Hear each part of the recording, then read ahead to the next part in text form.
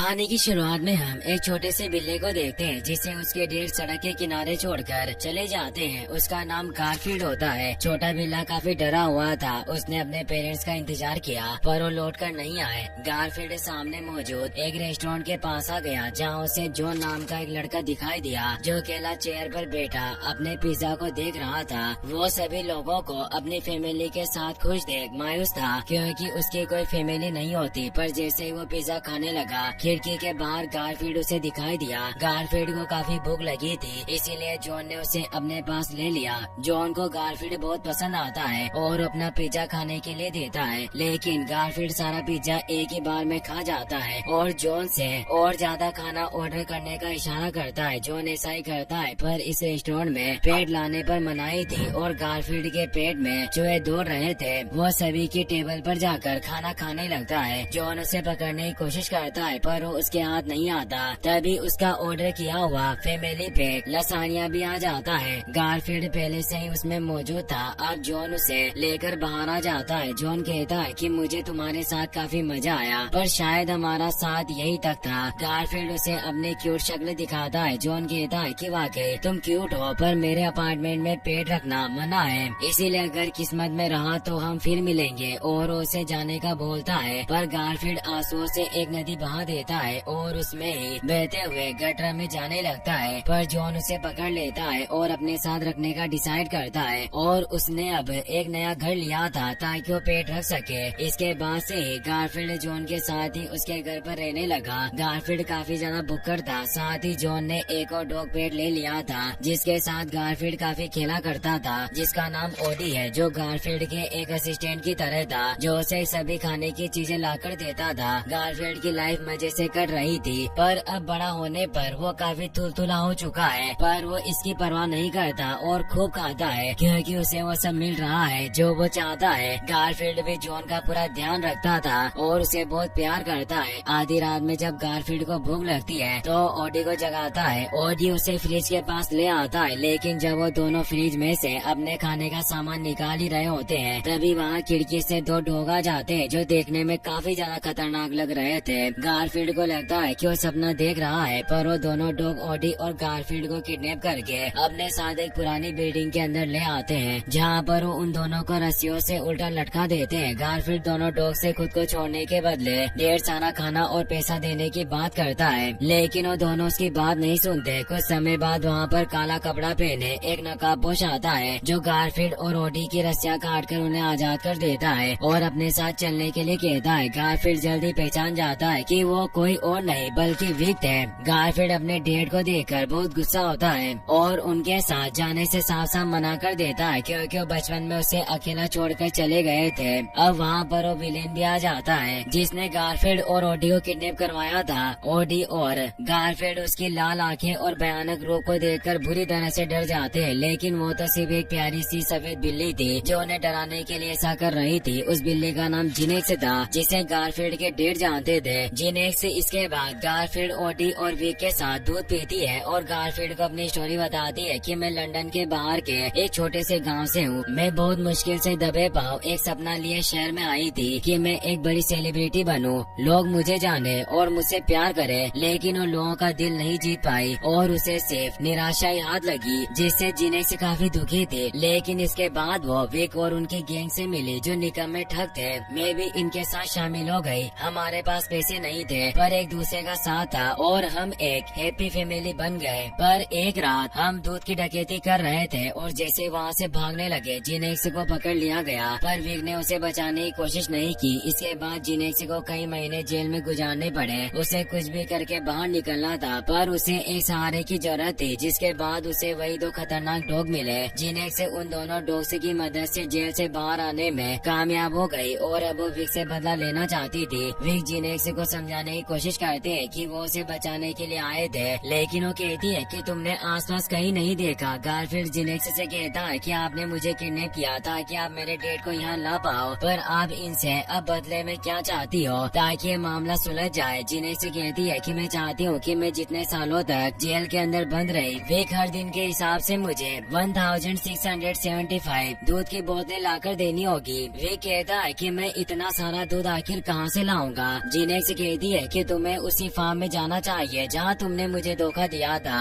जो lactose farm था।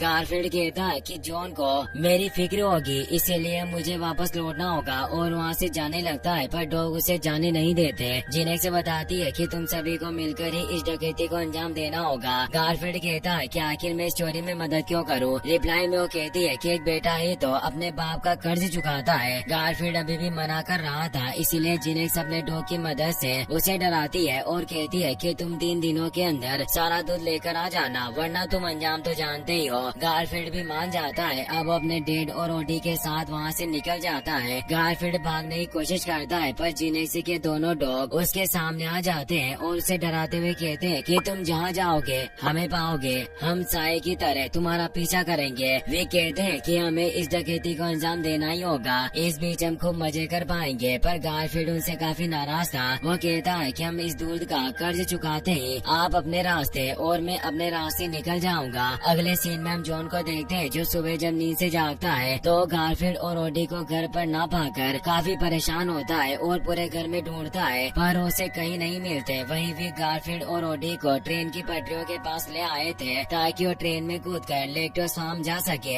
जो दूसरे शहर में था। विक इसके बाद गारफील्ड को एक पेड़ की सूखी टहनी पर बैठाकर जोर से खींचकर छोड़ देते हैं, जिसके बाद गारफील्ड बहुत सारी चीजों से टकराते हुए फाइनली ट्रेन के अंदर आ जाता है। गारफील्ड ये सब देखकर पूरी तरह से हैरान था, क्योंकि उसके लिए ये सब बिल्कुल नया एक्सपीरियंस था। कई चीजों से टकराने की वजह से गारफील्ड की बॉडी पर कटीले बीज धस गए थे, जिन्हें ओडी एक एक करके बाहर निकालता है। ओडी ट्रेन की चीजों से गारफील्ड के रहने के लिए एक बेडरूम बना देता है, लेकिन जैसे ही गारफील्ड सोने की कोशिश करता है उसके ऊपर बहुत सारी मकड़ियाँ आ जाती है, जिन्हें विक गारफील्ड के ऊपर सूखी पत्तियाँ डालकर भगा देते हैं और गारफील्ड से घर से बाहर सर्वाइव करने के तौर तरीके खुद से सीखने के लिए कहते हैं। लेकिन गारफील्ड इससे साफ साफ मना कर देता है, क्योंकि अपने डेट से गुस्सा था। अब वो गारफील्ड को धक्का देकर खुद भी नीचे कूद जाते हैं। वहीं दूसरी तरफ जॉन पेट हेल्पलाइन नंबर पर कॉल करके मदद मांगने की कोशिश कर रहा था, लेकिन उसे पता चलता है कि खोए हुए पेट नहीं मिलते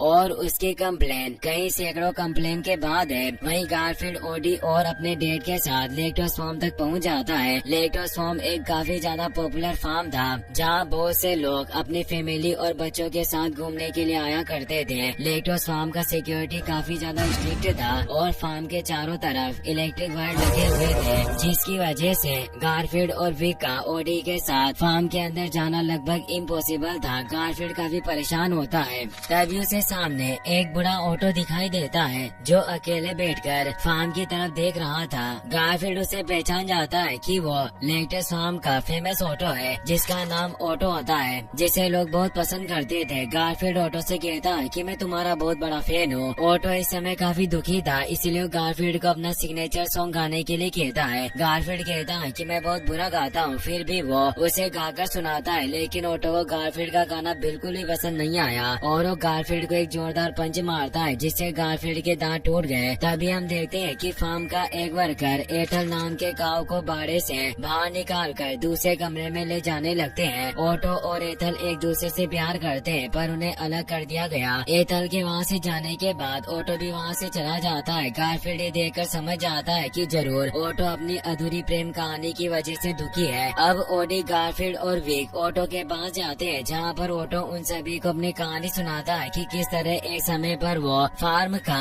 सबसे बेहतरीन और फेमस बुल था और अपनी गर्लफ्रेंड एथल के साथ खुशी से रहा करता। लेकिन जैसे जैसे फार्म बड़ा होता गया तो फार्म के नए मालिक ने उसे पागल सांड का दर्जा देकर फार्म से बाहर निकाल दिया और एथल को बच्चों का खिलौना बना दिया। तब से मैं उससे नहीं मिल पाया हूँ। मैंने काफी बार अपनी दिले गुलजार को बचाने की कोशिश की, पर नाकाम रहा। अब मैं सिर्फ दिन में एक बार ही उसे देख पाता हूँ। गारफील्ड उसे कहता है कि मैं तुम्हें एथल को आजाद करवा सकता हूँ, उसके बदले में तुम्हें दूध की चोरी करने में हमारी मदद करनी होगी। ये ऑटो भी इसके लिए राजी हो जाता है, लेकिन उसे पता था कि गारफील्ड और उसके साथी फार्म के ट्रैप को पार करके फार्म के अंदर नहीं जा पाएंगे, इसीलिए उन्हें फार्म में चारों तरफ मौजूद ट्रैप और सिक्योरिटी के बारे में बताता है। फिर ऑटो गारफील्ड और विक को ट्रेनिंग देना शुरू कर देता है, क्योंकि ओडी को पहले से ही सब कुछ आता था। ट्रेनिंग के दौरान गारफील्ड और विक अच्छे से ट्रेनिंग नहीं कर रहे थे और लगातार एक दूसरे से लड़ रहे थे। ऑटो उन दोनों को आपस में लड़ता देखकर परेशान हो जाता है। उसे समझ नहीं आता कि गारफील्ड और विक विक एक साथ मिलकर किसी टीम की तरह काम कैसे करेंगे, इसीलिए वो ओडी से मदद मांगता है। ओटो जानता था कि ओडी गारफील्ड और विक से कहीं ज्यादा होशियार और तेज है। अब गारफील्ड और विक जब ट्रेनिंग के दौरान एक पेड़ के नीचे बैठकर आराम कर रहे होते हैं तो वहाँ पर ओडी आता है जो उन दोनों को रस्सियों से बांध देता है। गारफील्ड और विक खुद को रस्सियों से बंधा देखकर छुड़ाने की कोशिश करते हैं, लेकिन इस दौरान वो रस्सी को खींचने की वजह से एक दूसरे को और भी जोर से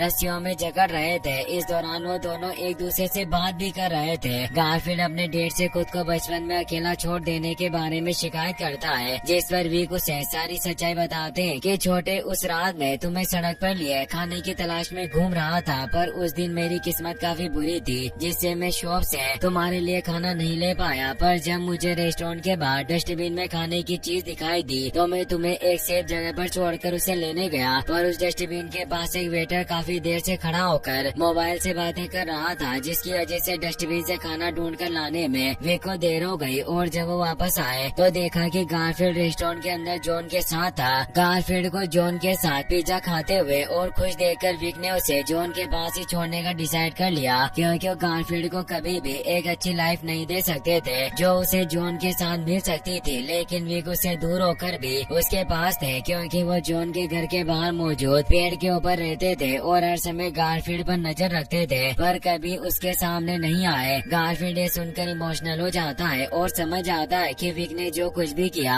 उसकी भलाई के लिए किया। अब वहाँ पर ऑटो भी आ जाता है जो गारफील्ड और विक को बताता है कि इसी के साथ उनकी ट्रेनिंग भी पूरी हो गई, क्योंकि तुम अब एक दूसरे को समझ चुके हो, इसीलिए तुम फार्म के अंदर जाने के लिए पूरी तरीके से रेडी हो।